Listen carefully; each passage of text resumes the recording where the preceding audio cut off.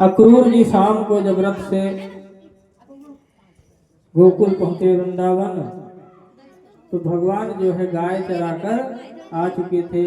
और जैसे ही रथ से देखा तो भगवान के जहाँ जहाँ चरण कमल पड़े थे, क्योंकि भगवान के चरणों में जो है शंख चक्र गदा पद्म आदि सब बना हुआ है, तो जहाँ जहाँ पैर रखे वहाँ जैसे ही अक्रूर ने देखा, रथ से उतर करके ब्रज में लोट पोट हो गए और अब वह रज को मस्तक से लगा लिए।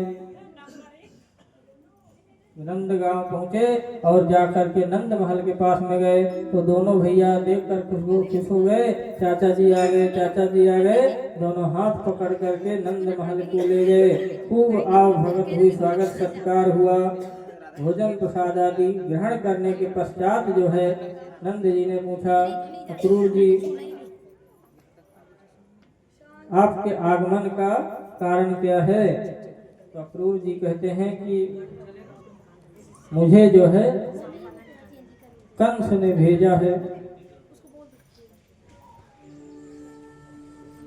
जैसे ही सुना यशोदा जी के अंदर घबराहट हो गई कि इतने राक्षस भेज दिए, अब न जाने अक्रूर जी को क्यों भेजा है।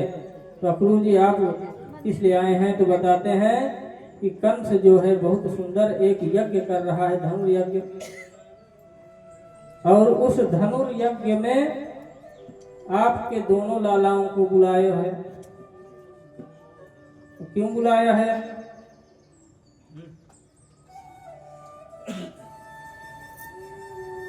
क्यों बुलाया है?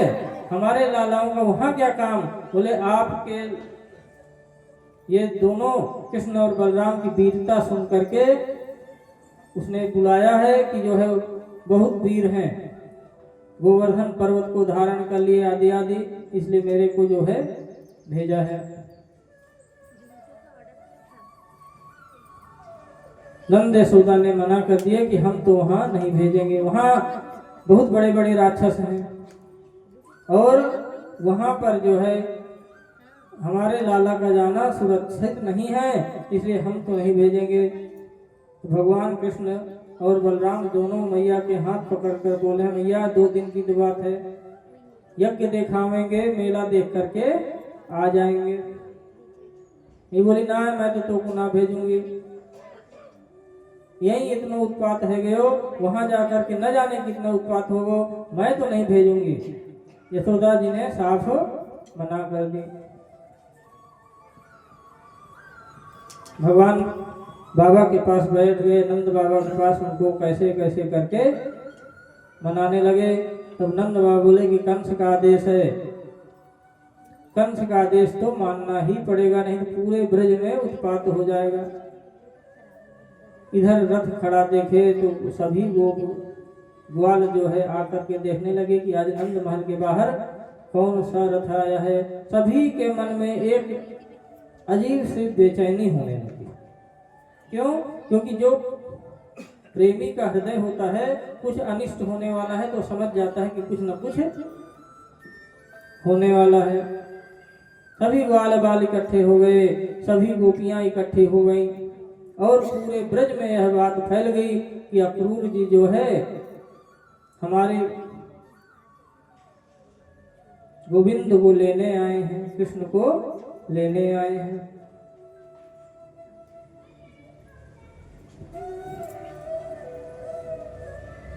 भगवान कृष्ण मन से तो बहुत दुखी हैं कि आज जो है मुझे ब्रज छोड़ करके जाना पड़ेगा, परंतु करें क्या? आगे की इतनी लीलाएं हैं, अगर मैं यहीं बैठा रहा तो आगे की लीलाएं कौन करेगा?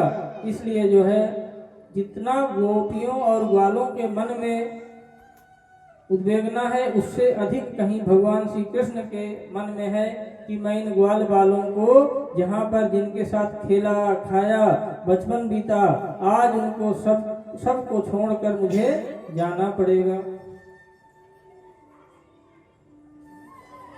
तो जब अक्रूर जी आ रहे थे तो देवकी ने संदेश भी भिजवाया था कि यशोदा से बता देना कि आपको लाला ना है, नहीं तो यशोदा अगर भगवान कृष्ण नहीं गए तो प्राण त्याग देंगी। भगवान तो अपनी कमरिया लेके सो गए और रात में जो है अक्रूर जी ने नंद रानी यशोदा नंद रानी को बताया कि नंद रानी जो लाला है ये आपको छोड़ा ना है, यह तो वसुदेव को लाला है। पूरी बात बता दी कि आपके यहाँ तो लाली भई थी और वहाँ से जो है वसुदेव जी लाला को छोड़ गए और लाली को ले गए और वह देवी के रूप में प्रकट हुई और आकाश को चली गई। अब तो यशोदा माँ के पैरों के तले से जैसे जमीन खिसक गई हो, कोई जैसे प्राण हरण करने के लिए खड़ा हो, छटपटा उठी यशोदा जी। जा करके भगवान के कृष्ण के चरणों पर बैठकर रात भर यशोदा रानी रोती रही कि इतने दिन का संजोग उनको भी मन में हो गया कि अब यह लाला मेरे पास से जाएगा तो वापस नहीं आएगा। गोपियों वालों सबको खबर हो गई कि भगवान जो है ब्रज छोड़ करके मथुरा जा रहे हैं। प्रातः काल हुआ, जैसे ही नंद महल का दरवाजा खुला, सब गोपियां सब दरवाजे के बाहर खड़े उच्च स्वर में रुदन करने लगे, हम तो जो है यहाँ से भगवान को नहीं जाने देंगे। एक गोपी बोली, इसका नाम अक्रूर नहीं क्रूर होना चाहिए। इसका नाम अक्रूर किसने रख दिया? इससे क्रूर तो कोई हो ही नहीं सकता जो हमारे प्राण धन को हमारे पास से ले जा रहा है।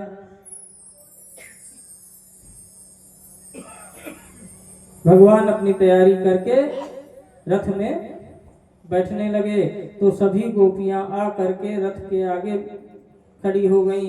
एक गोपी बोली, देख सबके सामने जाकर खड़ी हो जाएंगी तो लोग क्या बोलेंगे? बोले लोग को जो बोलना है बोले, आज तो हमारे प्राणधन हमारे बीच से जा रहे हैं, यदि यह चले गए तो लोक लाज लेके क्या करेंगे? हमारे प्राणधन चले गए तो लोक लाज लेके क्या करेंगी? इसलिए लोक लज्जा को छोड़ो, भगवान को कैसे भी, लाला को कैसे भी रोको, इनके बिना हम नहीं जी सकती। सभी गोपियां रथ के आगे बैठ गईं। भगवान उतर कर एक एक गोपी को समझा रहे हैं, मैं तो परसों जरूर आऊंगा, कल की तो बात है गोपियों, कल जाऊंगा यज्ञ देखकर परसों वापस आ जाऊंगा। ऐसा कर करके बहुत प्रकार से एक एक गोपियों को समझाए और फिर जाकर श्री राधा रानी के पास पहुंचे और वहां जाकर राधा रानी को प्रणाम कर स्तुति की, हे राधे, मैं अब जो है यहाँ से ब्रज से जाकर मथुरा और द्वारिका में लीला करूंगा, आपका आशीर्वाद चाहिए, बिना आपके आशीर्वाद के मैं जो है वहाँ की लीलाएं नहीं कर सकता, इसलिए आप आशीर्वाद दें। और जो कमलिया थी, जो कंबल ओढ़ते थे भगवान, उसको और बंसी को राधा रानी को वहीं पर दे दिए। उसको लेकर आप ब्रज के बाहर कभी भी भगवान ने बंसी नहीं बजाई। उनको दे करके भगवान जो है एक वचन लिया कि आप जो है हमारे विरह में रोएंगी नहीं।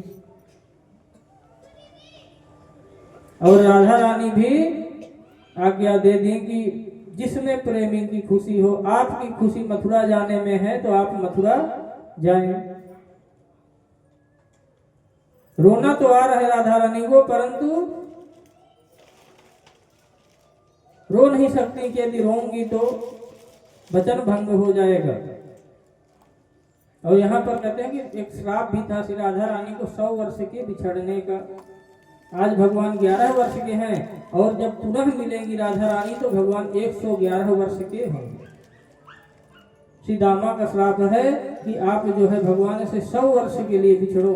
उसी वचन को पूरा करने के लिए राधा रानी से विदा लेकर के भगवान जाकर रथ पर विराजमान हुए और जैसे ही रथ को आगे बढ़ाया, यशोदा मैया दौड़ करके आई और देखे भगवान लल्ला लल्ला करके आवाज देने लगी और कुछ दूर आकर के श्री यशोदा जी मूर्छित हो गई। भगवान श्री कृष्ण दौड़ करके रथ से उतरे और जाकर के माँ के हृदय से लग गए, यशोदा रानी के हृदय से लग गए। यशोदा बोली, लाला मुझको पता है तू मेरो लल्ला ना है, पर एक बात तुमसे कहना चाहूं, वहां जाकर के देवकी को मत बताना कि मैंने तुमको ऊखल में बांध दिया था। सब बताना, परंतु ये बात मत बताना, क्योंकि उसको लगेगा कि मेरे लाल के कितना कष्ट पाया होगा। तो भगवान बोले, भैया सब भूल जाऊंगा, परंतु ऊखल का बांधना कैसे भूल सकता हूं, क्योंकि एक तू ही माँ है जो परब्रह्म को भी ऊखल से बांध दी थी। भगवान सभी को समझा करके रथ आगे बढ़ा दिए। तब नंद जी के मन में हुआ कि जो है पता नहीं कंस वहां क्या करेगा, और सभी गोपू वालों को तैयार करके रथ के पीछे पीछे स्वयं मथुरा के लिए चल पड़े।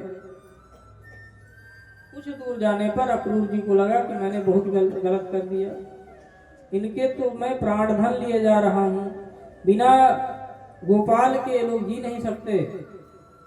भगवान को हुआ अब चाचा जी को मोह हो गया, इसलिए बोले, चाचा जी आप थोड़ा स्नान करके आ जाइए, थक गए होंगे। और जैसे ही अक्रूर जी जमुना में जाकर स्नान किए, वहीं पर चतुर्भुज नारायण रूप अपना दिखा दिए। क्योंकि उनके मन में हो गया कि पता नहीं वहां ले जाऊंगा, कंस इनको मार न दे। उनको दिखा दिए कि नहीं, हमको हमारा कंस कुछ नहीं कर सकता है। ले जा करके मथुरा में अक्रूर जी महाराज बोले कि चलिए हमारे घर पधारिए। भगवान ने कहा पहले मामा से मिल ले, बाद में आपके घर अवश्य आएंगे। ग्वाल बालों के संग जो है हो लिए भगवान, और कुछ दूर आगे चले तो बोले मेरे मामा का घर है। ग्वाल वाले कि वहां बता दे तो अच्छे अच्छे कपड़ा पहन के आते। अब बताओ ये फटे पुराने कपड़ा पहन के आ गए, तुम्हारा मामा पता नहीं क्या मन में सोचेगा। तो भगवान ने कहा ऐसी बात है तो चलो, एक घाट पर गए, वहां पर धोबी था, उससे जाकर वस्त्र मांगे कि वस्त्र दे दो, हमको पहनना है। अनाप शनाप बकने लगा, बोले हमारे कंस मामा है। बोले तब तो जरूर तुमको मारूंगा। इस प्रकार से अनर्गल प्राप्त करने लगा। भगवान ने एक थप्पड़ मारा, उसके तो मुंडी सिर से अलग हो गई। गोविंदाय नमो नमः। अब तो सब ग्वाल बाल थे, वस्त्र छांट छांट करके पहन लिए। अब वो बड़े बड़े राक्षसों के वस्त्र, छोटे छोटे ग्वाल बाल, तो झाड़ू लगाते हुए चल रहे हैं। तो ज्यादा नीचे घिसटने लगे तो उठा लिए ऊपर को, तो अब ऐसा लग रहा है कि हैंगर से लटके हुए हैं। अभी तो फैशन चला है, वो कपड़ा पहनने से झाड़ू लगता हुआ चलता है। ऐसा लग रहा है हैंगर से टंगे हैं। तो ग्वाल बाल बोले लाला कपड़ा तो पहन लिए, पर पहले उससे बेकार है गए। तो भगवान बोले चिंता ना करो। आगे जाकर एक दर्जी मिला, उसके पास जाकर के बोले भैया नेक इनके वस्त्रों को ठीक कर दो। वह दर्जी सभी वस्त्रों को यथावत व्यवस्थित सिलकर उनको पहना दिए। बोले हाँ अब ठीक है। भगवान बोले कुछ वरदान मांग लो। वो देख लिया था धोबी का हाल, तो बोला प्रभु मेरी सेवा आप ग्रहण करें, मुझे कुछ नहीं चाहिए। अब ब्रजवासी बोले लाला कपड़ा तो है गए, अपने माला वाला पहन लेते, तब तो लगता कि ब्रजवासी है। ब्रजवासी को माला बहुत पसंद है, इसलिए जो है एक माली के यहाँ स्वयं गए। अक्रूर जी अपने घर ले जा रहे तो वहां नहीं गए, माली के घर पहुंच गए और स्वयं माला धारण किए, सभी ग्वाल बालों को धारण कराए। अब ब्रजवासी बोले लाला सब तो पूरा हो गए, पर एक कमी रह गई है। लका बोले थापक ठगुआ चंदन लग जातो माथे में तो मजे ही आ जातो। बोले काय चिंता मत करो। कुछ आगे गए तो एक चंदन की खुशबू आ रही थी। एक कुब्जा जो है कुड़ी चंदन लेकर जा रही थी। तो जाकर भगवान बोलते हैं ऐ सुंदरी। तो अब कुबड़ी है कहे को सुनेगी, फिर बोले ऐ सुंदरी हम तुम्ही को बोल रहे हैं। पलट कर देखी, खुश हो गई कि किसी ने तो आज मुझे सुंदरी बोला है। उनसे आग्रह किया तो वह चंदन जो है बोले सभी ब्रजवासियों को हमको चंदन लगा दो। सभी को चंदन लगा दिए और चंदन लगाने के पश्चात बोले हम तुमको कुछ वरदान देना चाहते, तुमको एक पैर में पैर रखा और ढोड़ी में हाथ लगाया।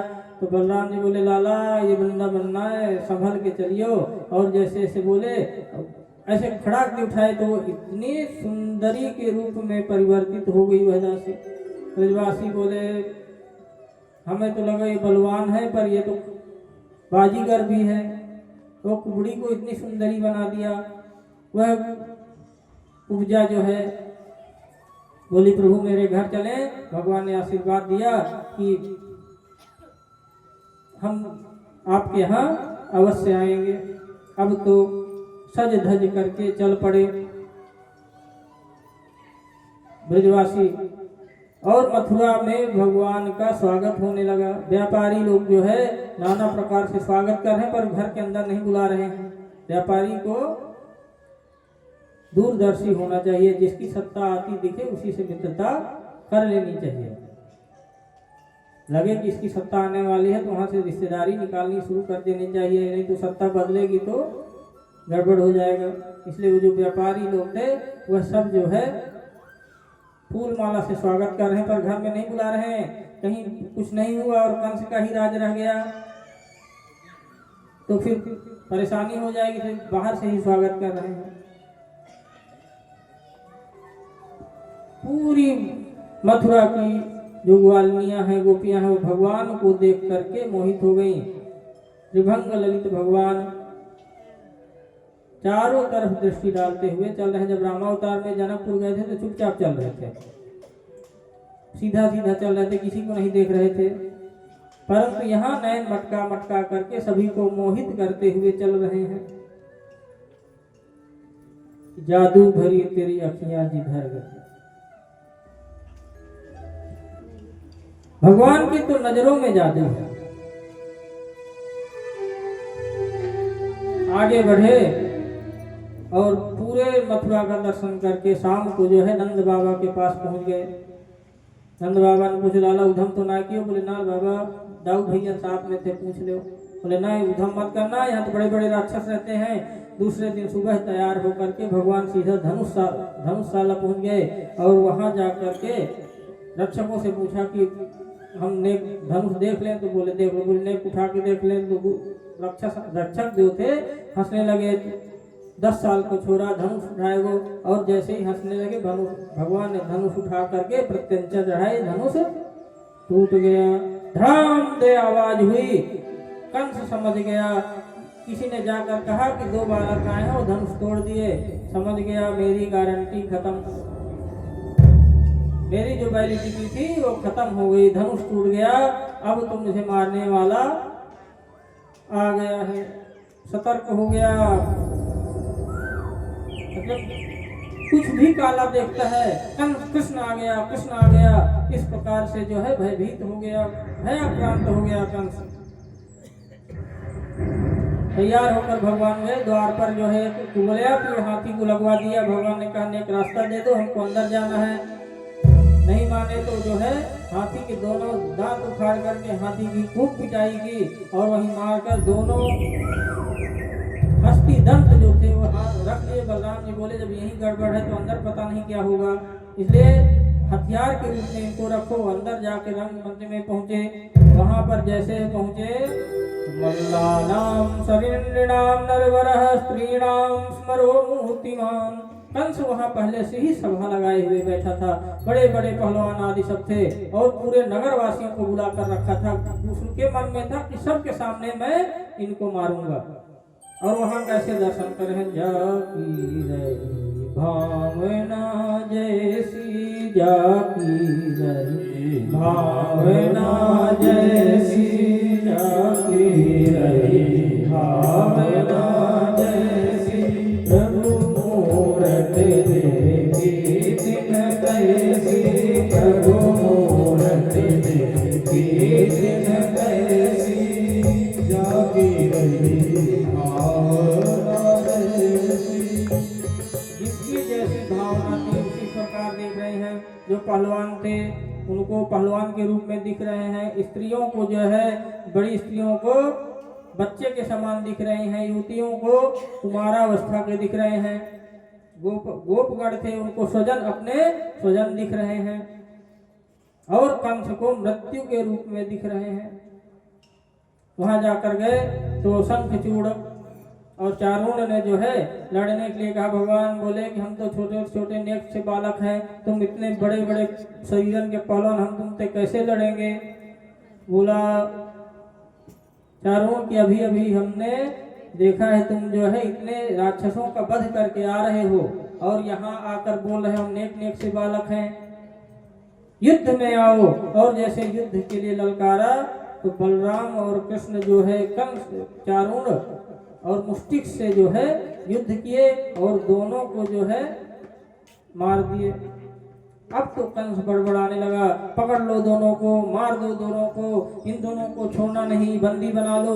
इस प्रकार से बड़बड़ा ही रहा था। भगवान कूद कर जाकर मंच के ऊपर कंस के पास जाकर चढ़ गए और बाल पकड़कर ऊपर से ही उठाकर मंच से नीचे फेंका। गोविंदाय नमो नमः। और जो रहे कसे प्राण थे भगवान ऊपर मंच से ही कूदकर उसकी छाती पर जाकर कूद गए, कंस का वध कर दिया। बोले कंस मर्दन भगवान की जय।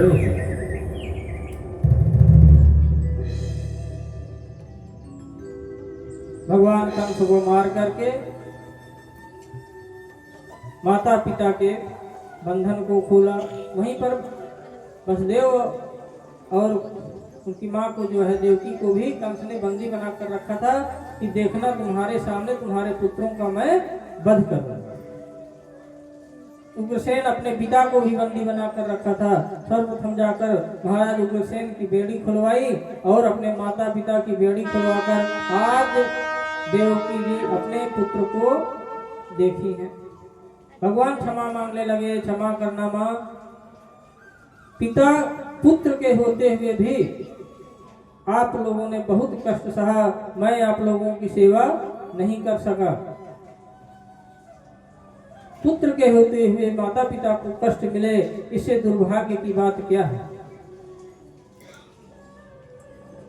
उग्रसेन महाराज को ला करके सिंहासन में विराजमान किए तो उग्रसेन महाराज बोले मैं तो बूढ़ा हो गया हूँ, अब आप राज करो। तो भगवान बोले हम लोग यदुकुल के हैं और यदुकुल में श्राप लगा है, कोई भी राक्षस नहीं होगा। यायाति के पुत्र थे ना पृथु यदु, तो यदु जी महाराज ने अपनी जवानी देने से मना कर दिया था, उनको श्राप दे दिए थे कि आप जो है आपके वंश में कभी कोई राजा नहीं होगा।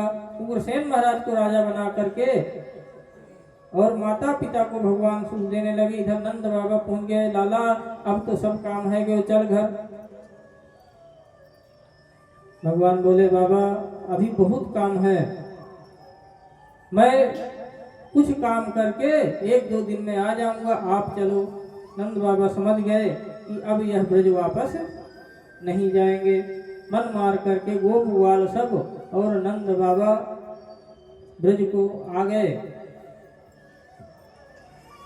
वसुदेव जी ने गर्ग ऋषि को बुलाया, बोले मेरे बच्चों का अभी तक जनेऊ संस्कार नहीं हुआ है, भगवान का यज्ञोपवीत संस्कार हुआ और पढ़ने के लिए भेजे। बोले इस समय सबसे अच्छा विश्वविद्यालय कौन सा है, कौन सा गुरुकुल अच्छा है। बोले संदीपनी मुनि इस समय जो है सबसे बड़े आचार्य हैं, वहीं पर जाकर भगवान 64 दिन में 64 कलाओं को सीख करके 64 विद्याओं को सीख लिए। और दक्षिणा में जो है गुरु जी से पूछे कि कुछ दक्षिणा, गुरु दक्षिणा क्या दें। तो संदीप ने बोले मैं तो कुछ दक्षिणा नहीं लूंगा, परंतु तुम्हारी गुरु माँ की कुछ इच्छा है आप उनको दे दो। गुरु माँ से जाकर पूछे तो उन्होंने कहा कि जब से आप आए थे तो मैं अपने पुत्र को भूल गई थी, परंतु आप अब जा रहे हो इसलिए मेरा पुत्र लाकर मुझे दे दो, जो कुछ बहुत समय पहले समुद्र में डूब गया था। भगवान बलराम जी और कृष्ण भगवान दोनों जो है समुद्र के गए, समुद्र से स्तुति की तो समुद्र ने कहा कि मेरे अंदर एक शंखचूड़ नाम का राक्षस रहता है, पंचजन्य नाम का राक्षस है, वहीं जाइए। वो जा करके राक्षस से मिले और वहां उस राक्षस को मार करके शंख को लेकर भगवान सीधा यमपुरी पहुंचे और इतना जोर का शंख बजाए कि यमराज जो है भागते हुए बाहर आए। अरे प्रभु आप वहीं पर आकर के भगवान का स्वागत सत्कार किया और प्रणाम किया। बोला आदेश करिए प्रभु। बोले गुरु पुत्रम निहानी, तो जो गुरु पुत्र है जो बहुत पहले मर गए थे उनको ले आओ। तो जन्म कर्म संसार मुक्त, बोले उसे जो कर्म बंधन उसे मुक्त करके ले आओ। यमराज बोले उनके कर्म बंधन के अनुसार यहाँ लोग आते हैं।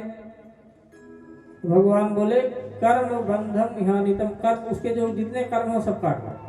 ये राष्ट्रपति है, किसी की फांसी हो जाए तो राष्ट्रपति उसको माफ कर सकता है। तो भगवान जिसके कर्म बंधन से जिसको मुक्त करना चाहे उसको भगवान मुक्त कर देते हैं।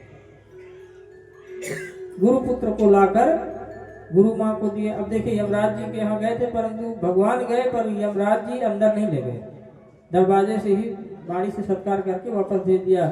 उसको पता था कि अगर मैं अंदर लेके गया तो मेरी दुकानदारी बंद हो जाएगी। यमराज को पता था भगवान यमपुरी में प्रवेश करेंगे, इनके यहाँ जो पापी हैं दर्शन कर लेंगे तो वह सब मुक्त हो जाएंगे, फिर मेरी दुकानदारी कैसे चलेगी। इसलिए जो है वहीं से वापस कर दिए। वहीं पर श्री सुदामा जी से भगवान की मित्रता हुई। आगे कल के प्रसंग में सुदामा जी का चरित्र आएगा। भगवान पढ़ करके वापस आ गए।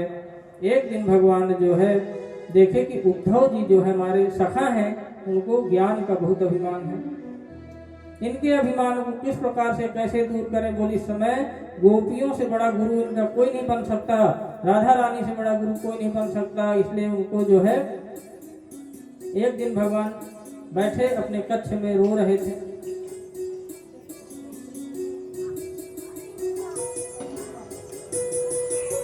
श्री उद्धव जी महाराज जाकर के पहुंच गए और पूछने लगे कि भगवान आप रो रहे हैं। तो भगवान कहते हैं उद्धव मोहे ब्रज बिसरत नाही, उद्धव मोहे ब्रज बिसरत नाही। वृंदावन गोकुल तजियावत, वृंदावन गोकुल तजियावत। सघन लतन की छाही, उद्धो मोहे ब्रज बिसरत नाही। प्रात समय माता यसुमती, प्रात समय माता यसुमती और नंद बाबा की छाही, उद्धव मोहे ब्रज बिसरत नाही। ऐ उद्धव मुझे ब्रज नहीं भूल रहा, ब्रज की मुझे बहुत याद आती है, नंद बाबा और माता यशोदा की याद आती है, गोकुल की मुझे बहुत याद आती है। उद्धव जी बोले मिलकर आ जाइए, चले जाइए। बोले मैं मिलने नहीं जा सकता, यदि मिलने गया तो मैं कंस आदि राक्षसों का जो संहार किया है और यदि वहां प्रेम संबंध बनाकर रखूंगा तो गोकुल पर फिर संकट आने लगेंगे। तब तो मैं यहाँ गया हूँ, वहां उनकी रक्षा कौन करेगा, इसलिए मैं नहीं जा सकता। अच्छा ग्वाल बाल भी मिलने नहीं जा रहे, क्यों नहीं जाते। बोले वो अब राजा हो गए हैं, राजर्षि हैं, राजा हैं और हम ऐसे मैले कुचैले वस्त्र आदि पहन कर जाएंगे तो भगवान को कैसा लगेगा, उनके मन में दुख होगा, संकोच होगा। तो उद्धव बोले कि आप जो है एक यहीं पर एक ब्रजनगर बसा दो, सारे ब्रजवासियों को ले आइए, यहीं पर बसा लीजिए। बोले मेरा वहां पर ग्वाल बालों गोपियों के साथ सख्य भाव है। अब किसी के साथ बहुत ज्यादा साथ हो और भले ही कितना बड़ा अधिकारी बन जाए तो हमारे लिए तो वो सखा ही है। बोले सख्य भाव खत्म हो जाएगा यहाँ आने से, इसलिए मैं उनको यहाँ भी नहीं ला सकता। उद्धव आप चले जाइए और जा करके ब्रजवासियों को समझा करके आ जाइए कि जो है मेरे विरह में तड़पे ना, क्योंकि गोपियां नित्य प्रति जो है भगवान का स्मरण करके रुदन करती रहती हैं। नंद बाबा यशोदा निरंतर अपने नंद महल में बैठे हुए अश्रुओं की धार चलती रहती है, निरंतर रोते रहते हैं। और जो ब्रजवासी हैं वह सुबह होती है और दौड़ पड़ते हैं मथुरा की ओर, और जहाँ से ब्रज की सीमा समाप्त हो जाती है वहीं पर सुबह से शाम तक बैठे रहते हैं। सुबह से शाम हो जाती है और जो मधुमंगल सीधा मातन सुखा मन सुखा सबरे ग्वाल जन वहीं बैठे रहते हैं दिन भर, और दिन भर बैठे रहते हैं। और जब शाम हो जाती है, अरे आज भी नहीं आयो, परसों की कह के गई, आज तक तो नहीं आयो लाला। शाम को वापस जा करके मैया यशोदा तेरो लाला तो आज भी नहीं आयो, परसों आयो वो।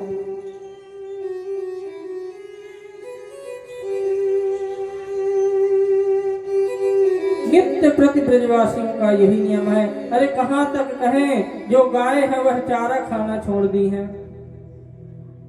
नित्य प्रति गायों के अश्रुधार बहते रहते हैं, बछड़े हैं वह दिन भर रोते रहते हैं। गोपियां सघन लता कुंजों में बैठकर दिन भर रुदन करती रहती हैं माधव को याद कर करके। तो ऐ उद्धव, आप जो है संदेश लेकर जाओ। उद्धव जी अभिमान में भरे हुए बोले, मैं अवश्य ही जाकर उनके दुख दूर करूंगा।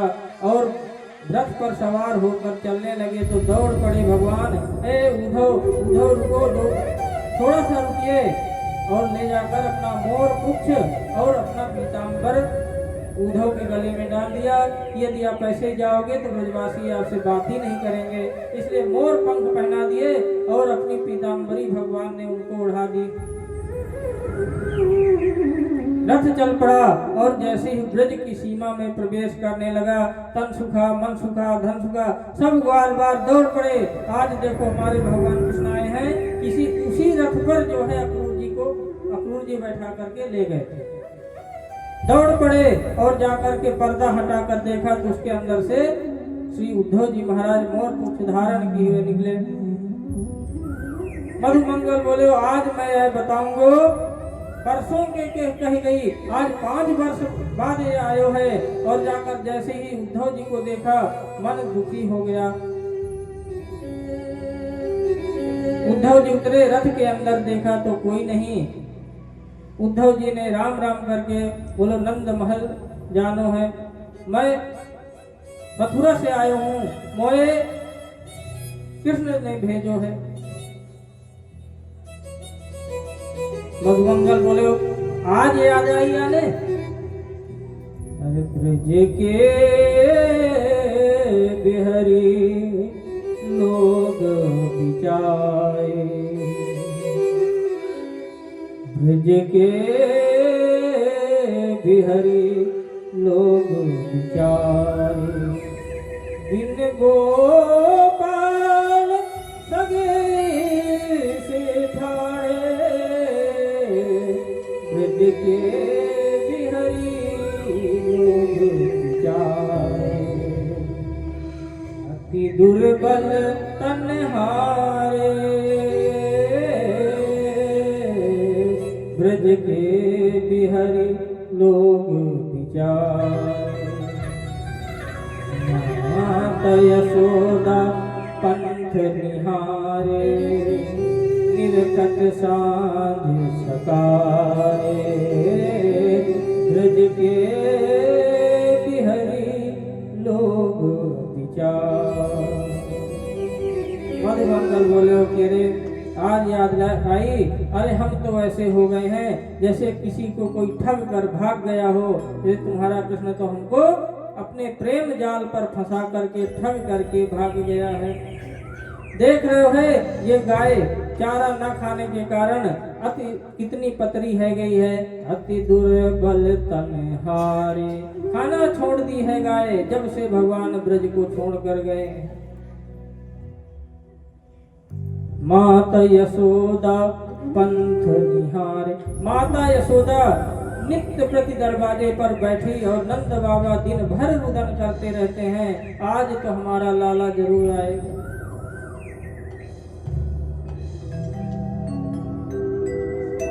उद्धव जी महाराज बोले, आप नंद महल का रास्ता बता दो। जैसे पूछा बोले, जो ये पानी को नालो आ रहे हो, पनारो आ रहे हो, ये रास्ता यही पकड़ ले, नंद महल पहुंच जाएगो। जैसे ही उद्धव जी ने पूछा, ये कहे किस चीज का पानी आ रहा है महल से? तो बोले वहां पर नित्य प्रति बैठे गोप गण ग्वाल और नंद बाबा बैठे रोते रहते हैं, उन्हीं की अश्रुधार बहकर आती है, उसी का यह नाला बन गया है। आधा ज्ञान उद्धव जी का वहीं चला गया। इतना प्रेम कोई प्रभु से कैसे कर सकता है? इतना प्रेम, आधा ज्ञान उद्धव जी का वहीं। नंद महल पहुंचे, जा करके मधुमंगल जा चिल्लाने लगे, अरे मैया देख, अरे मैया देख।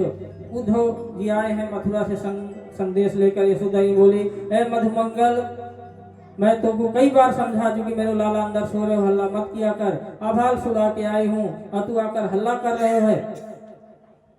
यह देख करके उद्धव जी को लगा वो तो मथुरा में है, इनके पास कौन सो रहा है। और जैसे अंदर गई यशोदा रानी और बिस्तर पर भगवान को नहीं देख करके वहीं फिर पछाड़ खाड़ कर गिर पड़ी। उद्धव जी को भोजन आदि कराए और बैठा दिए। उद्धव जी जो है नंद बाबा को समझा रहे हैं, देखो बाबा,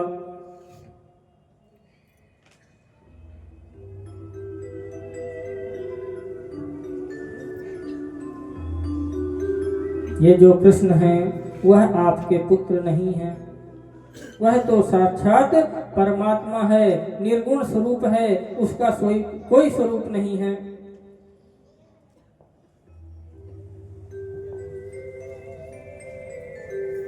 बाबा बोले, तू कह रहे हो कोई स्वरूप ना है, तो जो हमारे मन में वह मोहनी मूर्त छपी हुई है वो किसकी है? वह छवि किसकी है जो हमारे मन से चित्त से निकलती ही नहीं? तू बोल रहा है उसका कोई स्वरूप नहीं है, परंतु वह तो यहाँ पर माखन चोरी लीला करता था। और फिर उखल से यशोदा ने किसको बांधा था? तेरी यशोदा ने उखल से बांध दिया था, तो वह अगर निराकार है तो उखल से किसको बांधा था?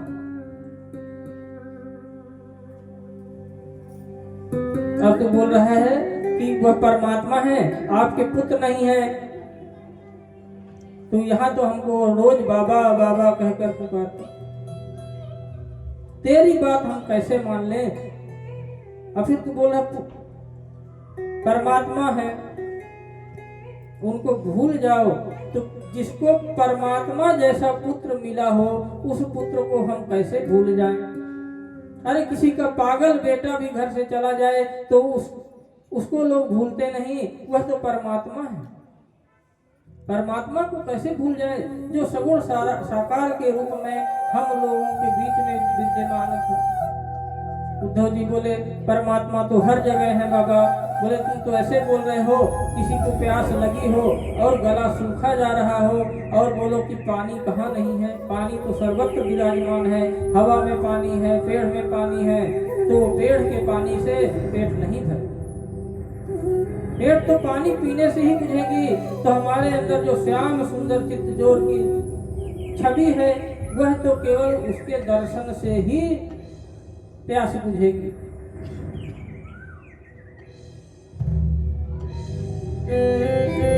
बहुत प्रकार से उद्धव जी समझाते हैं और प्रातः काल गोपियों के पास उद्धव जी पहुंचते हैं और जाकर गोपियों के पास जाकर के गोपियों को समझाते हैं।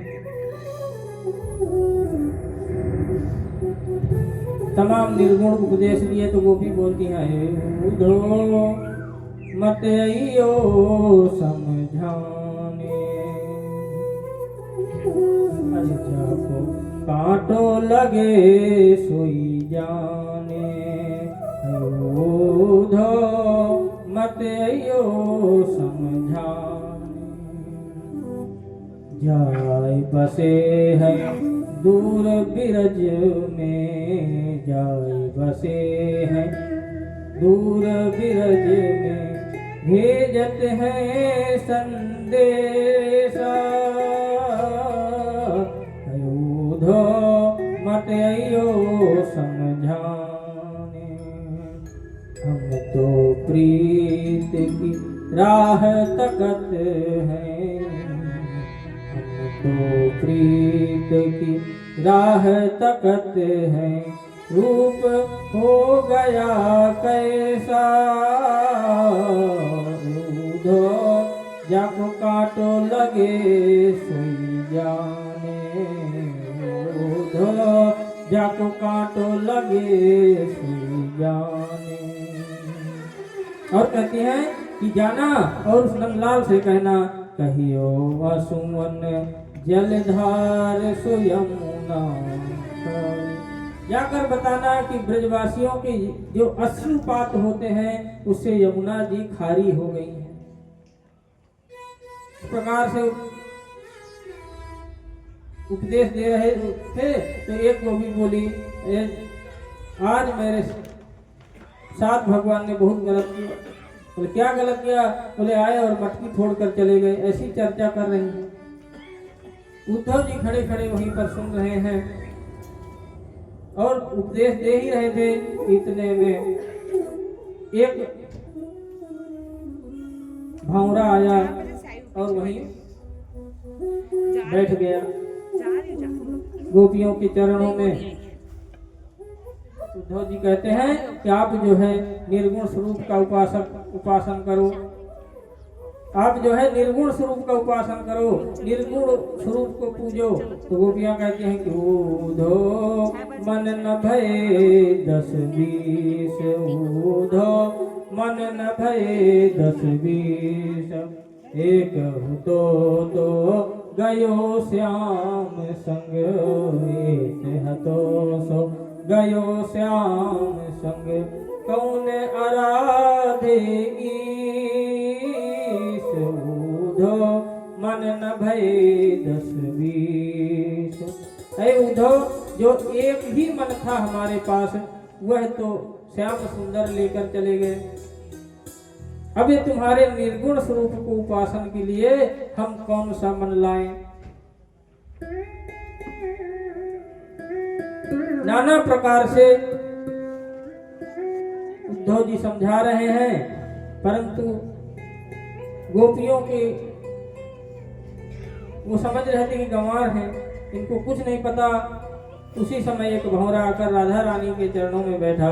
मधुपुकितव बंधो मास्मृसांगिं सपत्न्या, कुछ बिललित माला कुंकुमस्माश्रुभिर्नः, बहतु मधुपतिस्तन मानिनां प्रसादः, यदुदरसि विडम्बं यस्य दूतस्त्वमेव। गोपी बोली, देखो ये भंवरा है ना, ऐसा ही श्याम सुंदर है। जैसे भंवरा एक पराग से दूसरे फूलों का पराग लेता रहता है, ऐसे ही यह जो है श्याम सुंदर है। ये दोनों की जाति एक है। वो भी हम लोगों का चित्त चुराकर, मन चुराकर अब जाकर वहां मथुरा में रानियों ग्वालिनियों के साथ में घूम रहा है, और यहाँ हम जो है विरह में तड़प रही हैं। ऐसा ही भंवरा है। जो ये कार्य सारे ऐसे ही होते हैं, जितने कार्य होते हैं ये सब ऐसे ही होते हैं। कुछ बिललित माला कुंकुमास्माश्रुभिर्ना, कहते जो ग्वालिनियां मथुरा की जो अपने माला धारण की हैं, देखो देखो इसके मुंह से उसी की महक आ रही है। उद्धव जी को सुना रही हैं भंवरा का बहाना कर, नाना प्रकार सुना रही हैं। एक सखी बोली, अरे ये तो कपटी है ही है। कपीन्द्र धर्म, अरे कहाँ तक कहें इसकी कपट लीला। हमारे साथ तो कपट किया ही इसने, हमारा तो चित्त चुरा कर चला गया। परंतु राम जन्म में देखी हो, बाली बेचारा बंदर, उसको पीछे से मार दिया।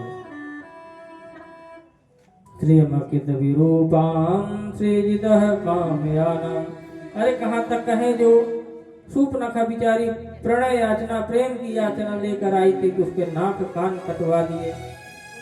बलिमपि बलिवत्का देश अध्वांश मद्वत। अरे बलि तो इनको सर्वस्व दान कर दिया था, परंतु उसको भी बांध करके इन्होंने पटक दिया।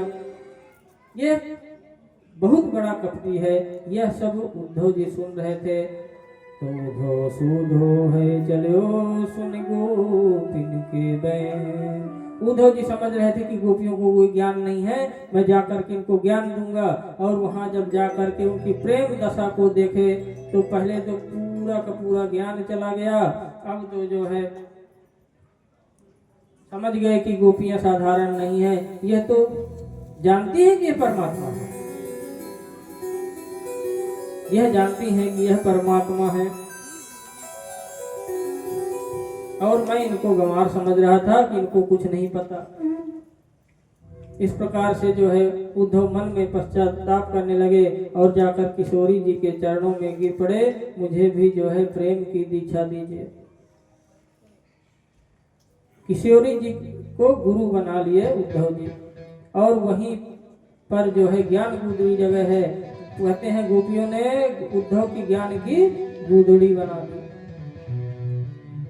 अब तो उद्धव जी प्रेमी बन गए, ब्रज मथुरा जाना भूल गए। 6 महीने पर तक वहीं पर ब्रज में लोट-पोट होते रहे, वहीं पर घूमते रह गए। जैसे कोई पागल घूमता है, ऐसे पागलों की भांति जो है उद्धव जी फटे कपड़े, वस्त्र चीर और अपने ऊपर मिट्टी धूल डाल रहे हैं और राधे राधे राधे राधे कहते हुए ब्रज में घूम रहे हैं।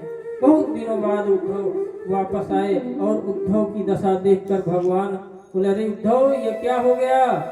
उद्धव जी तो भगवान के ऊपर बरस पड़े, अरे वो गोपियां कितना आप प्रेम करती हैं आपसे, आपने उनके साथ ऐसा छल क्यों किया। आप नंद बाबा, यशोदा, ग्वाल बाल सब जो है आपके बिना भूखे प्यासे बैठे रहते हैं, उनकी क्या दशा हो रही है, आपको ध्यान भी नहीं आता है एक भी, और आप यहाँ राजमहल में हो। भगवान बोले, मैं इसीलिए आपको भेजा था, अब तुम असली उद्धव बनकर के आए हो। मैं तुमको प्रेमी बनाना चाहता था, ज्ञानी तो तुम थे ही, परंतु आज तुम प्रेमी बन करके आए हो। उद्धव जी को भगवान ने अपने हृदय से लगा लिया। बोले वृंदावन बिहारी लाल की जय। इधर जो कंस की दोनों पत्नियां थी, अस्थि और प्राप्ति, दोनों रुदन करती हुई जरासंध के पास पहुंची, क्योंकि जरासंध की दोनों बेटियां थी। जैसे ही जरासंध ने सुना, आग बबूला हो गया और 18 अक्षौहिणी सेना लेकर के मथुरा पर आक्रमण कर दिया। और आक्रमण किया, भगवान ने सबका संहार कर दिया। और जब दाऊ दादा जरासंध को मारने लगे तो भगवान ने कहा इसको छोड़ दो। बोले अरे दुष्ट फिर आएगा। बोले हाँ छोड़ दो, इसीलिए तो छोड़ना है कि वापस ये फिर से आए। और बोले घर बैठे बैठे नगर की सफाई हो जाएगी। बोले हर बार ये दुष्टों को लेकर आएगा और हम मार देंगे। इस प्रकार से वह 17 बार आक्रमण किया, हर बार सबको भगवान मार देते और उनको छोड़ देते। इस बार जरासंध ब्राह्मणों का बहुत बड़ा अनन्य भक्त था, ब्राह्मणों को यज्ञ पर बैठा कर आया और बोले अगर इस बार हारा तो आकर आप लोगों का काम तमाम कर दूंगा।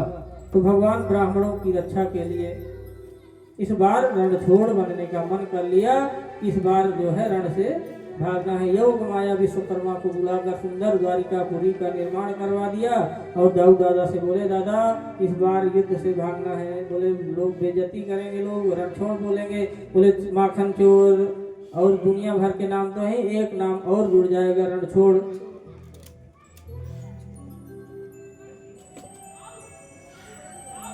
जैसे इस बार जो है काल यवन को लेकर जरासंध ने आक्रमण किया और भगवान बाहर निकले और दाऊ दादा को युद्ध में लगाकर स्वयं भाग गए। और इधर जो मथुरा के निवासी थे सबको योग माया के द्वारा जाकर के द्वारिका में स्थापित कर दिए।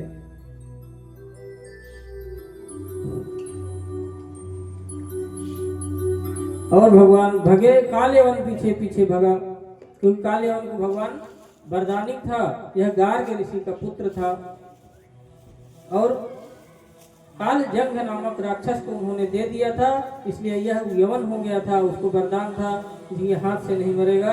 तो भगवान भगते हुए गए और एक गुफा में घुस गए और वह गया, एक वहाँ व्यक्ति पड़ा हुआ था, जाकर जोर की लात की ठोकर मारी, ढोंगी वहाँ युद्ध से भागकर यहाँ कर सो रहा है पीताम्बर ओढ़कर, भगवान ने जाकर उनके ऊपर पीताम्बर डाल दिया था। परीक्षित जी बोले महाराज ये सो कौन रहा था? तो बोले ये मुचकुंद थे जो देवासुर संग्राम में बहुत थक गए थे तो जाकर सो रहे थे। जैसे ही लात मारा उसने वरदान लिया था कि मैं प्रथम बार इसको देखूं और नष्ट हो जाए वो मेरी जो नींद से उठाए। जैसे ही आँख खुली सामने काले वन था, पूरा जल करके भस्म हो गया। उसके पश्चात भगवान उनको दर्शन दिए और आशीर्वाद प्रकार दान कर चले गए। कहते हैं यही जो है कलयुग में जो है नरसिंह मेहता के रूप में गुजरात में अवतार लिए। भगवान से प्रार्थना की है कि मैं तो आपकी भक्ति कर ही नहीं सका, सोते ही रह गया। तो भगवान आशीर्वाद दिए कि कलयुग में जो है तुम अवतार लेना। यही मुचकुंद जो है नरसिंह मेहता के रूप में गुजरात में अवतार लेकर और भक्ति का प्रसार किया। ककुदवी नाम के एक राजा थे रघुवंश के। वह जो है एक बार अपनी पुत्री को लेकर के ब्रह्मा जी के पास गए, इसका विवाह किसके साथ करूं? तो भगवान ब्रह्मा जी बोले इस तब से अब तक कई युग बीत गए, आप इस समय तुरंत जाइए और बलराम जी से जाकर विवाह कर दिया। और आए बलराम जी की सूरसेन महाराज के पास में, बोले विवाह कर लो। बलराम जी इतने बड़े और रेवती इतनी बड़ी, बलराम जी हल उठाए और ऐसे लेकर के दबा दिए, अपने बराबर में कर लिए। बलराम जी का विवाह संपन्न हो गया।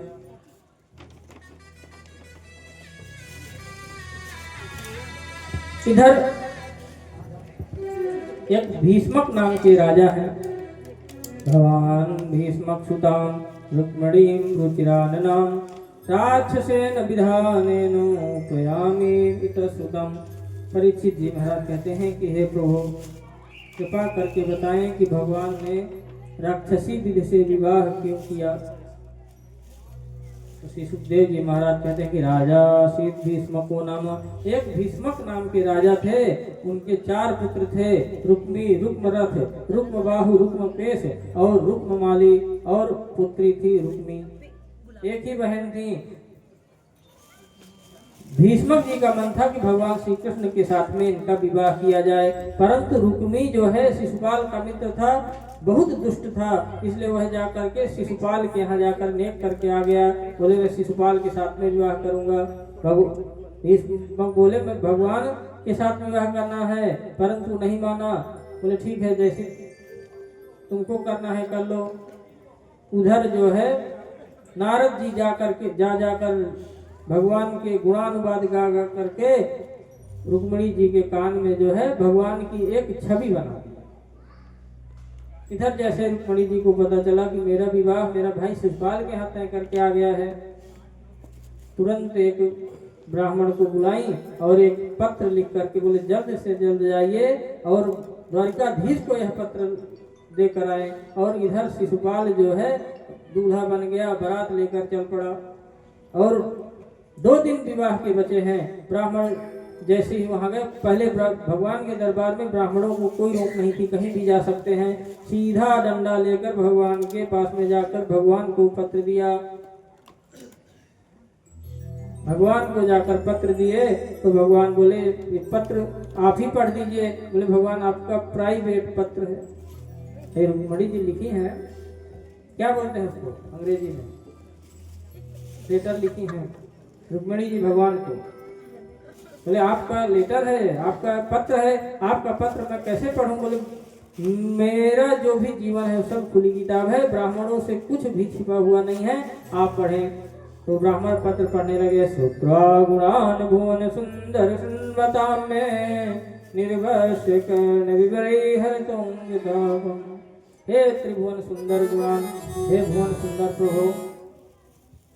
भगवान बोले रुक्मिणी जी को कैसे पता? बोला सुत्वा, मैं कैसे सुंदर हूँ उनको कैसे पता?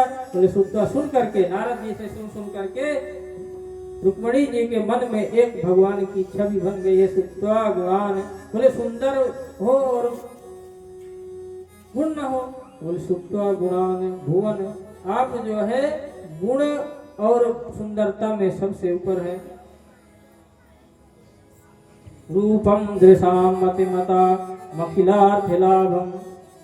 आपके रूप और चरित्र को सुन सुन करके मेरे चित्त में हे प्रभु एक छवि बन गई है, इसलिए आप आकर के मुझे यहाँ से लेकर जाएं,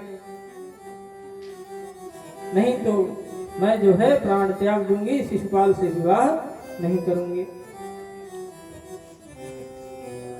भगवान बोले आएंगे तो कैसे होगा, वहां तक पहुंचेंगे कैसे, तो उसका उपाय भी लिखती हैं।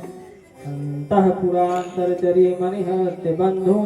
बोले हमारे यहाँ देवी की पूजा होती है और जब हम देवी की पूजा करने जाएंगे वहीं से आप हमारा हरण कर लेना। पूरा पत्र में लिख करके बता दी। भगवान तो ब्राह्मण बोले कि आप पधारिए प्रभु, बहुत कम समय बचा है। भगवान बोले इतना कम समय है, आप हमारे साथ रथ में बैठो। और भगवान ब्राह्मण को रथ में बैठा करके 9 2 11 हो गए। तेजी से रथ को भगाया विदर्भ देश की ओर। जब बलराम जी देख रहे थे बोले ये लाला इतनी तेजी से रथ लेकर कहाँ गया। सैनिकों से जाकर पूछा कोई आया था क्या, बोले हाँ एक विदर्भ देश से एक ब्राह्मण आए थे पत्र लेकर। बोले पूरी बात पता चल गई, बारात तैयार करो, नगर को सजाओ, पूरी नगर को, पूरी द्वारिकापुरी को सजा दो, हम लोग बारात लेकर जा रहे हैं। बलराम भैया पीछे से जो है सैनिक आदि सब इकट्ठा करके चल पड़े। उनको पता था कि शिशुपाल भी वहाँ बारात लेकर आ रहा है, अवश्य ही बहुत बड़ा हंगामा होगा। इसलिए जो है पूरी सेना लेकर के बलराम जी जो है भगवान के पीछे पीछे चल पड़े। उधर शिशुपाल बारात लेकर आ गया। बारात लेकर शिशुपाल आ गया। शिशुपाल की बारात का स्वागत हो रहा है, परंतु शिशुपाल मन में घबराया हुआ है कि विवाह होगा कि नहीं होगा पता नहीं। मुरली वाले का कोई भरोसा नहीं, कहां से आ जाए। इतनी सेना लेकर आया था, पूरे नगर को घेरवा दिया। बोले कहीं से भी कृष्ण ना आने पाए। बारात का स्वागत सत्कार आदि हो रहा है। इधर जो है रुक्मिणी माता सोच में बैठी हैं कि यदि प्रभु नहीं आए तो मेरा क्या होगा, ऐसा सोच ही रही थी। उतने में ही ब्राह्मण देवता डंडा लहराते हुए बढ़िया पहुंच गए रुक्मिणी जी के पास में। बोले प्रभु अभी आ रहे हैं आप, शाम को विवाह है। बोले आप पत्र पहुंचाएगी नहीं। बोले पत्र पहुंचा भी दिए और जिसको पत्र देना तो उसको लेकर ही आया हूँ, मंदिर में आपका इंतजार कर रहे हैं।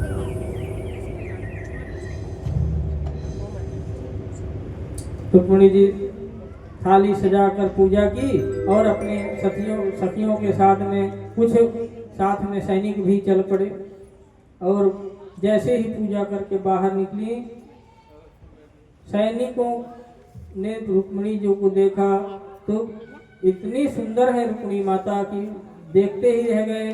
भगवान आए और रथ से उतरकर रुक्मिणी जी का हाथ पकड़ा और रथ में चढ़ाए, बैठा लिए और रथ को चला भी दिए। रथ चल पड़ा। एक बोलता है देखो देखो कितनी सुंदर जोड़ी लग रही है, पूरी सीताराम की जोड़ी लग रही है। बोले हाँ अरे जोड़ी क्या देखता है, मोर पंख तो देख। एक बोलता है अरे अरे रथ तो देखो। और ऐसे बात करते रह गए। भगवान रुक्मिणी जी लेकर चले गए। एक बोले हम काहे को खड़े हैं यहाँ, काहे के लिए आए थे। बोले हम लोग तो रुक्मिणी जी की रक्षा करने आए थे। बोले रुक्मिणी जी कहाँ हैं। बोले रुक्मिणी जी को तो हरण करके ले गया। अब तो सैनिक दौड़ पड़े, कुछ घर की ओर गए और कुछ भगवान के पीछे दौड़े युद्ध करने के लिए। कुछ घर जाकर संदेश दिए। शिशुपाल को जैसे पता बोला मैं तो पहले ही बोला था कि मेरा विवाह नहीं होने देगा।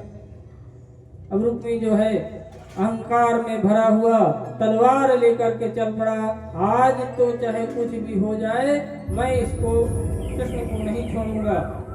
और जा करके रथ को, भगवान के रथ को घेर लिए और जैसे ही आक्रमण करने वाले थे पीछे से आवाज आई, बोलिए द्वारकाधीश की जय। भगवान कर देखे तो बलराम जी जो है हल मूसल लिए हुए, सैनिक लिए हुए चले आ रहे हैं। भयंकर युद्ध छिड़ गया और लड़ाई होने लगी।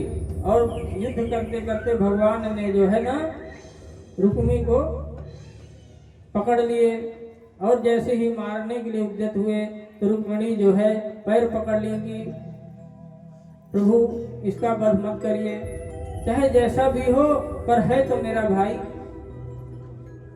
और यदि आप मेरे भाई को मार देंगे तो जो आपके पास पत्र गया था, जो मैं आपके साथ हूँ, मेरी भाभी ने मेरा बहुत सहयोग किया है, वो यही बोलेंगी कि इनको तो हम इनका सहयोग किए मेरे पति को ही मरवा दिए, इसलिए मैं जो है अपने भाभियों का वैधव्य रूप नहीं देख सकती, प्रभु क्षमा करें, क्षमा कर दीजिए। तो भगवान बोले तुम्हारा भाई बस नहीं है, अब तो हमारा साला भी है। अरे हम अपने साले को क्यों मारेंगे? और उसका आधा मोड़ सिर को गंजा कर दिए, फिर रुक्मी वापस नहीं गया। इधर शिशुपाल को जैसे पता चला कि भगवान रुक्मिणी जी को हरण करके ले गए, बेचारा रोता हुआ पालकी में, जिस पालकी में दुल्हन जानी थी उसी पालकी में मुंह छुपा करके रोते हुए अपने नगर को चला गया। उसी दिन से नियम ले लिया, जब तक 100 गाली नहीं देता था भगवान को तब तक वह पानी नहीं पीता था। भगवान रुक्मिणी जी को लेकर के आज द्वारिकाधीश में प्रवेश कर रहे हैं और सुंदर जो है, अब विवाह तो वहाँ हुआ नहीं, केवल लेकर आ गए और आ करके यहाँ ला करके सुंदर यज्ञ मंडप सजाया गया। पूरी द्वारिका नगरी को सजा दिया गया क्योंकि भगवान का आज विवाह होने वाला है। पूरी द्वारिका नगरी को भांति भांति प्रकार से सजाए और रुक्मिणी जी को मेहंदी लग रही है। ये विवाह का आनंद लेते हैं। सखियां मुझे मेहंदी लगा दो, मेहंदी लगा दो मुझे ऐसा सजा दो। आओ मेरी सखियां मुझे मेहंदी लगा दो, मेहंदी लगा दो मुझे ऐसा सजा दो।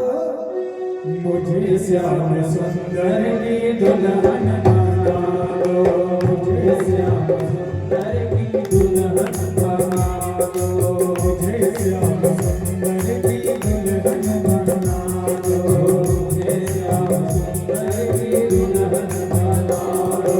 आओ मेरी सखियां मुझे मेहंदी लगा दो, आओ मेरी सखियां मुझे मेहंदी लगा दो।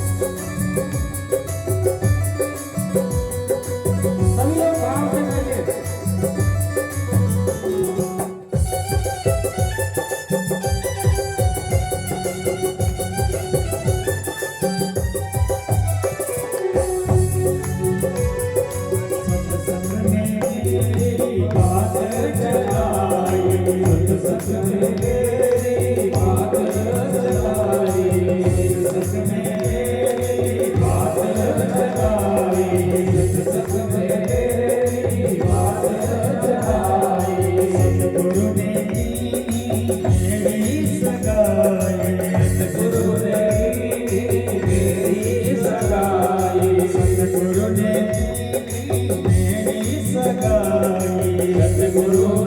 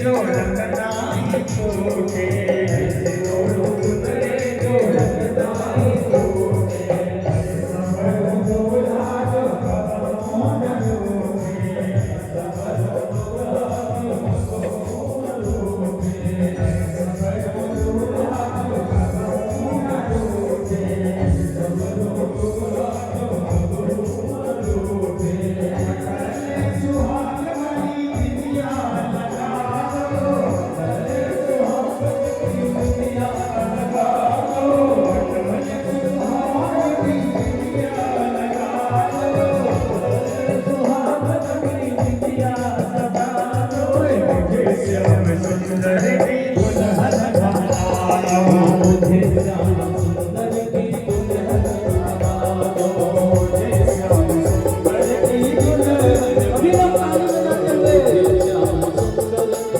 दुल्हन बना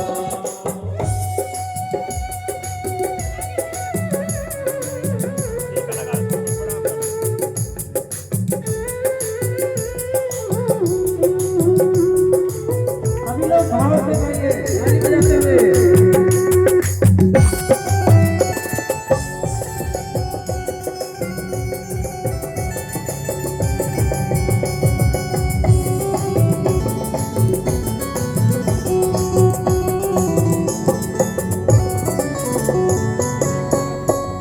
ऐसे पहनो चूड़ी जो कबहू न टूटे ऐसे पहनो चूड़ी जो कबहू न टूटे ऐसे पहनो चूड़ी जो कबहू न टूटे ऐसे पहनो चूड़ी जो कबहू न टूटे प्रेम प्रीति का धागा कबहू न छूटे प्रेम प्रीति का धागा कबहू न टूटे प्रेम प्रीति का धागा कबहू न टूटे प्रीत का धागा कबहू न टूटे आज मेरे मोतियों से मांग तो भरा दो आज मेरे मोतियों से मांग तो भरा दो आज मेरी मोतियों से मांग तो भरा दो आज मेरी सखियों से मांग तो भरा दो मुझे श्याम सुंदर की दुल्हन बना दो मुझे श्याम सुंदर की दुल्हन बना दो मुझे श्याम सुंदर की दुल्हन बना दो मुझे श्याम सुंदर की दुल्हन बना दो आओ मेरी सखियों मुझे मेहंदी लगा दो आओ मेरी सखियों मुझे मेहंदी लगा दो मेहंदी लगा दो मुझे ऐसा सजा दो मेहंदी लगा के मुझे सुंदर बना दो मुझे श्याम सुंदर की दुल्हन मुझे श्याम सुंदर की दुल्हन बना दो मुझे श्याम सुंदर की दुल्हन बना दो मुझे श्याम सुंदर की दुल्हन बना दो मुझे श्याम सुंदर की दुल्हन बना दो मुझे श्याम सुंदर की दुल्हन बना दो मुझे श्याम सुंदर की रुक्मिणी जी के हाथों में मेहंदी रच गई। अब तो विवाह मंडप की ओर लेकर चले, परंतु आप लोगों को देख के ऐसा लग रहा है कि कोई खुशी नहीं है। एकदम ऐसे ऐसे चेहरा करके, ज्यादा भूख लग गई क्या? चिंता मत करिए, दीपक भैया की तरफ से पूरी व्यवस्था है। पीछे खड़े मुस्कुरा रहे हैं, कमलेश भैया भी खड़े हैं, अतुल भैया भी खड़े हैं। खूब चकाचक प्रसाद मिलेगा। 10 मिनट खूब उछल कूद कर लीजिए, बढ़िया से उत्सव मना लीजिए भगवान का। मुस्कुराहट के साथ करिए, ऐसे उदास चेहरा लेके मत बैठिए। भगवान का विवाह हो रहा है, गाना आए ना गाए, ताली तो बजा ही सकते हैं, उछल कूद तो कर ही सकते हैं। बोली वृंदावन बिहारी लाल की। भगवान का सुंदर विवाह हो रहा है। जिन भक्तों की इच्छा है वह करके भगवान श्री कृष्ण रुक्मिणिका जी का पूजन करना चाहे कर सकते हैं। पूजन करते जाएं और भजनों का आनंद लेते जाएं। बोले रुक्मिणी वल्लभ लाल की जय।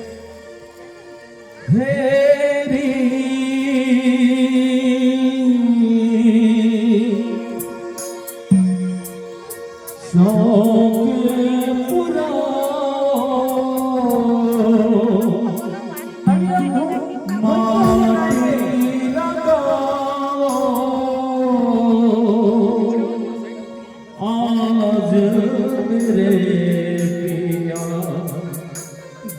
आएंगे खबरें सुनाओ जो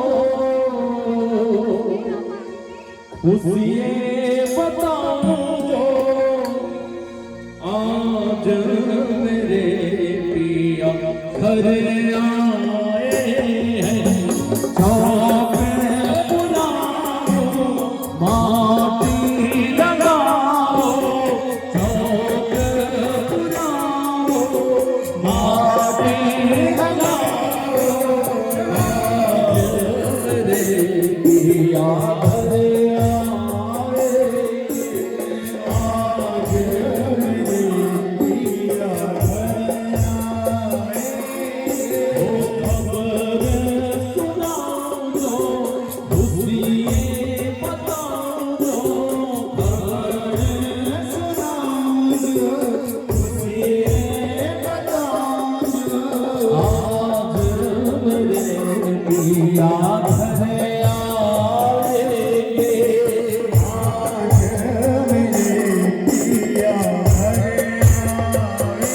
मेरी सखी मंगल गावोरी धरती अंबर सजावोरी मेरी सखी मंगल गावोरी धरती अंबर सजावोरी मेरी सखी मंगल गावोरी धरती अंबर सजावोरी मेरी सखी मंगल गावोरी धरती अंबर सजावोरी उतरेगी आज मेरी पिया की सवारी उतरेगी आज मेरे पिया की सवारी मोहे काला टीका लगाओ मेरे सखी काजल लगाओ मोहे काला टीका लगाओ मेरे सखी काजल लगाओ उतरेगी आज मेरे पी की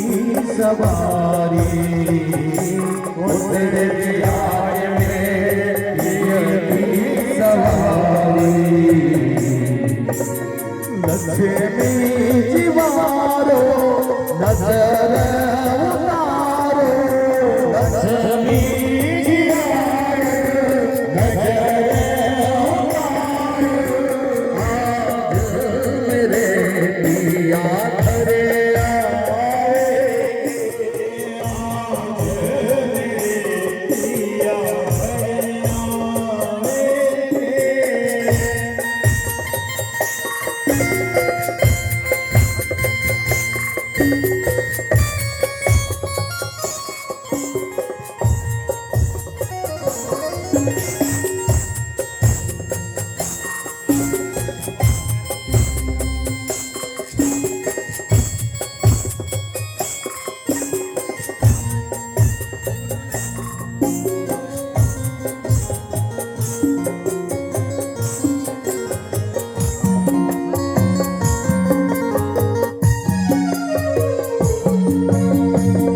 रंगों से रंग मिले नए नए ढंग मिले रंगों से रंग मिले नए नए ढंग मिले रंगों से रंग मिले नए नए ढंग मिले रंगों से रंग मिले नए नए ढंग मिले खुशियाँ से द्वार मेरी निताले है मेरा खुशियाँ द्वार में वाली है मेरा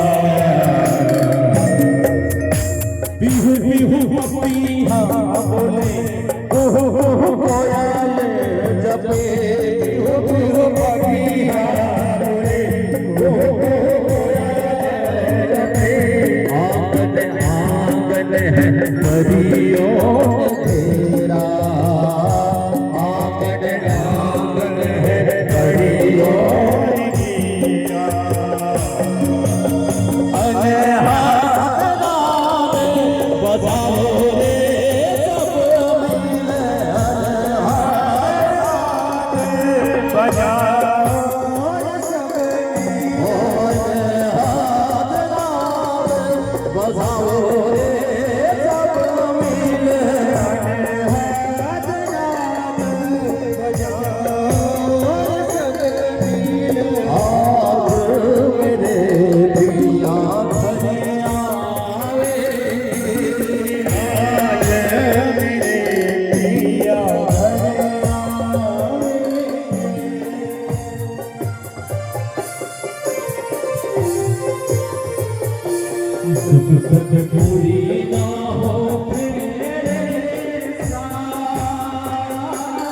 जब तक पूरी ना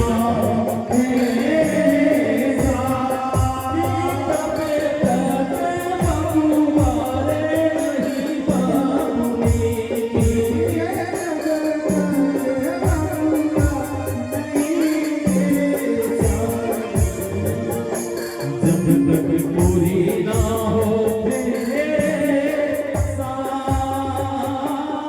जब तक पूरी ना हो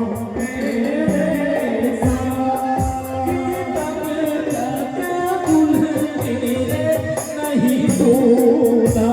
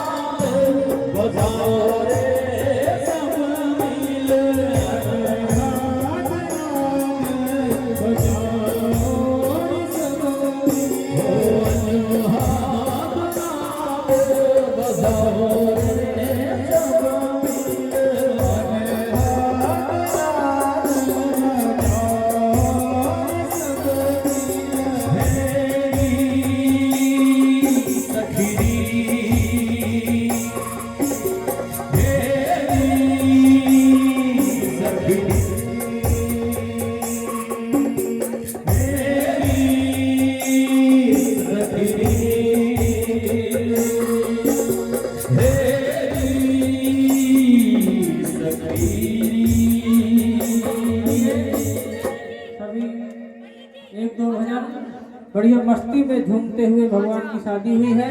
तो सभी भक्तगण खड़े होकर के एक दो भजन का खूब मस्ती में आनंद ले, उसके बाद आरती। अरे ऐसा लगता है सारे,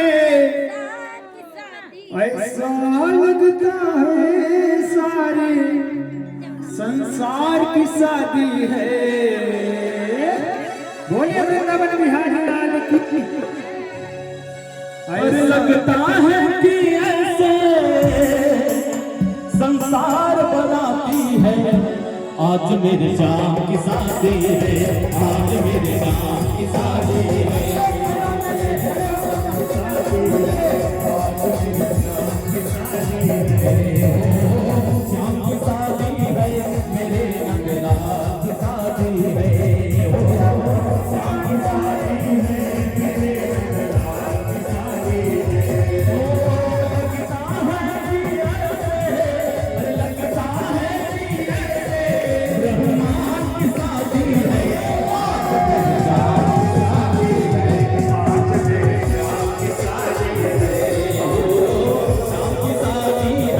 मेरे